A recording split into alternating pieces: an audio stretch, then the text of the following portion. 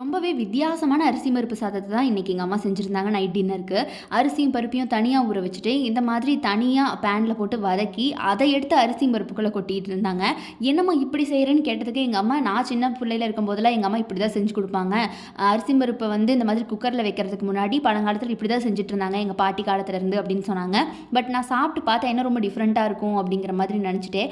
ஆனா பாருங்க, செம்ம டேஸ்டியா இருந்துச்சு. அதுக்கு சைட் டிஷ்ஷா எங்க அப்பா இந்த மாதிரி பாறை மீன் ரவுண்ட் பீஸ் வாங்கிட்டு வந்துட்டாரு. அதுக்கு கூடவே பார்த்தீங்கன்னா, இந்த மாதிரி மத்தி மீன் பீஸஸ் வாங்கிட்டு வந்திருந்தாரு. அப்புறம் இதுதான் மெயின். இங்க பாருங்க, கட்லா மீன் தலை தூக்கவே முடியல. அப்பா சாமி, இருக்கிற அத்தனை தெய்வத்தையும் வேண்டிட்டு தூக்கலான்னு பார்த்தா, தாடை தனியா வந்துருச்சு கைஸ். இங்க பாருங்க, என்னால சுத்தமா தூக்க முடியல. அது எந்த பக்கம் பார்த்தாலுமே ரொம்ப பயங்கரமா இருந்துச்சு. ரொம்ப பெருசா ஜைஜான்டிக் ஃபிகரா தெரிஞ்சது. பார்க்க படு பயங்கரமா இருக்கிறதுனால இது பக்கம் நான் போகவே இல்ல. சுட சுட அரிசியும் பருப்பு சாதத்துல இந்த பாறை மீன் பீஸ் கொஞ்சம் வச்சுட்டு, இந்த மத்தி மீன் பீஸ் 2 வச்சு இன்னைக்கு அருமையா டின்னர முடிச்சாச்சு.